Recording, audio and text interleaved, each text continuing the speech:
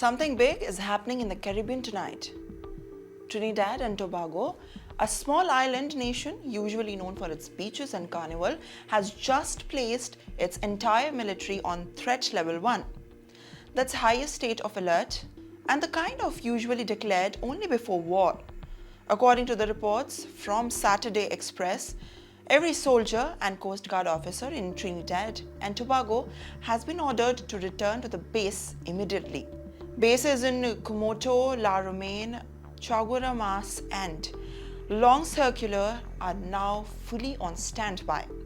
Why? Because the alliance sources are warning of the possible regional instability as the tensions explode between the United States and Venezuela.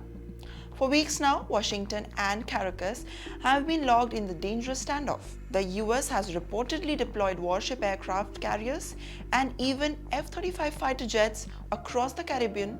Meanwhile, Venezuela President Nicolas Maduro is accusing the US of plotting a regime change. Now, here's where things get even more serious. Trinidad and Tobago sits right off Venezuela's coast, barely 11 kilometers away. If conflict breaks out, it would be one of the first countries to feel the impact. The government hasn't made any official statement yet, but sources suggest that alert was raised after US naval movements were detected near Venezuelan's water.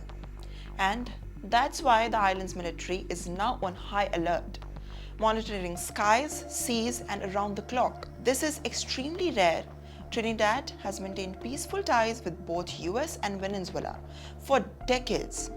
For it to suddenly jump into the threat level 1 signals that officials are taking the threat to a wider confrontation and very seriously. Think about it. Just a few years ago, no one imagined a military face-off this close to home for millions in the Caribbean.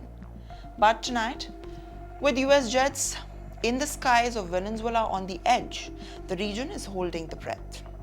Even a small miscalculation happens and the Caribbean could find itself caught in the middle of the superpower clash.